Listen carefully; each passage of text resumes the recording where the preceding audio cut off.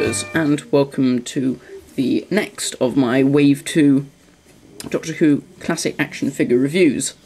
For this episode I shall be looking at the Morbius creature from the Tom Baker story, The Brain of Morbius. So I'll very quickly go through the articulation. No head articulation because the head never moved. The arms are ball jointed, kind of like the Ice Warrior, so they can do 360s, that's for both arms.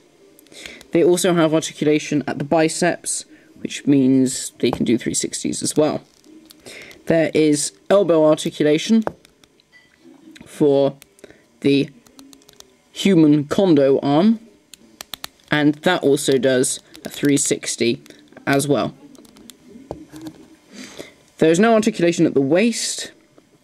The hips go forward and they go out to the sides, 360 degrees at the thigh, and articulation at the knee.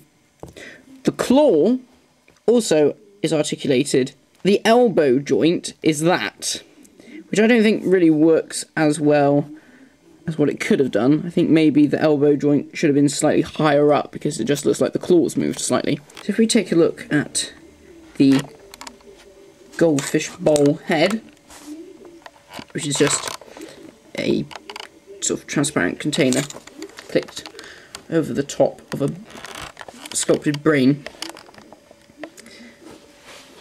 The eyepieces here are glued on, and it's bronze with the red, and the sort of hearing sensors are stuck onto the case as well. Just like with the original prop, you've got the rim and you've got the sort of hinges here and at the front, which I suppose is where it all clicked together to stop it all from falling out. And we have these wires at the back twirling round, going from inside the dome to that part of the dome at the back. And if you look there, you can see that the wire passes through into the back and then round to the front. The brain is a purple colour, like in the episode, with some black in between the grooves, just to give it some slight definition. We may not be able to see it very well, but there we go. You can see that there's even more circuitry at the bottom of the Goldfish bowl. So that's really good. The body is also good. Unfortunately, they've shortened the figure. I'm not sure why. He should be taller, because on the actual costume, the neck is longer. The neck should sort of end about there, I suppose, and then the head goes on top, because the actor's head was in the neck. But they've shortened this. I don't know if they thought that it was unnecessary, because that was the only reason why it was that long. But I think it just gives it a bit more of a presence. But it's still very good, nevertheless. Lots of texture. You can see lots of different sculpting into the skin and into the fur, the patches sort of here and there. Have the wire sculpted on, and all these stitches painted in and sculpted as well. On the back, you have these patches here where the flesh is peeled off and you can just see the muscle underneath. I can't recall if it was like that in the episode or not. I haven't checked. And then on the back you have this sort of more rubbery piece, a separate piece that's been glued on, which is like even more fur at the back. The arms are much of the same as the torso in terms of texture and detail. Lots of just sort of brown with patches of darkness to give it a bit more shadowing. Again, a rubbery piece of fur at the bottom for the claw to cover up the hinge. Now, the claw isn't as it looked on screen, which is good in a way, because on screen it didn't look that menacing. It did look like a bit of foam.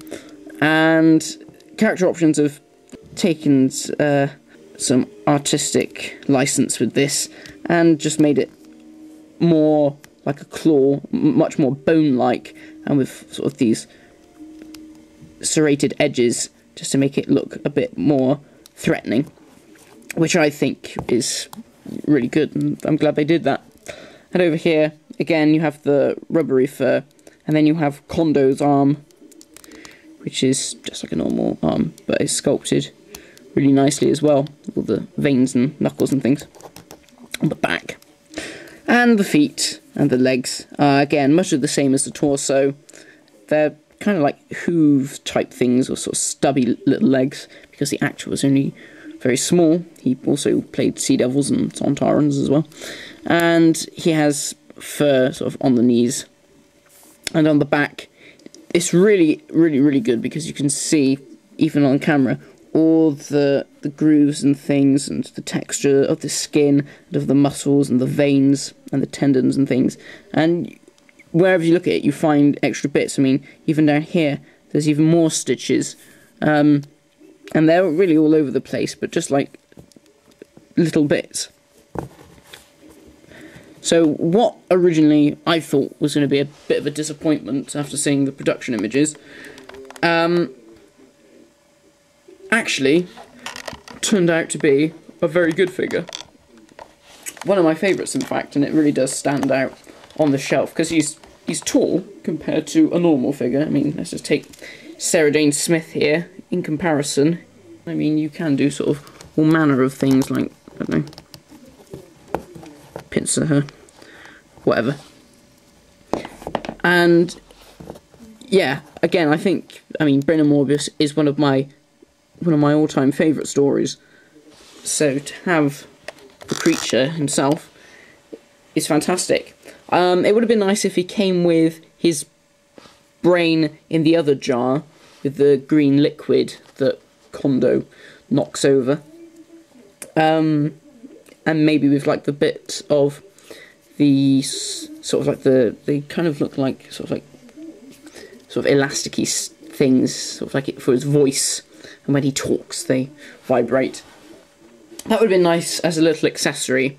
But overall, a very good figure, very detailed, lots of articulation hidden all over the place, and probably the most articulated figure in some aspects in the line so far. But yeah, highly recommend trying to get your hands on this one as well. Very nice figure. So thanks for watching, guys, and my next episode will be looking at the Master from The Deadly Assassin. Thanks for watching, and I shall see you then.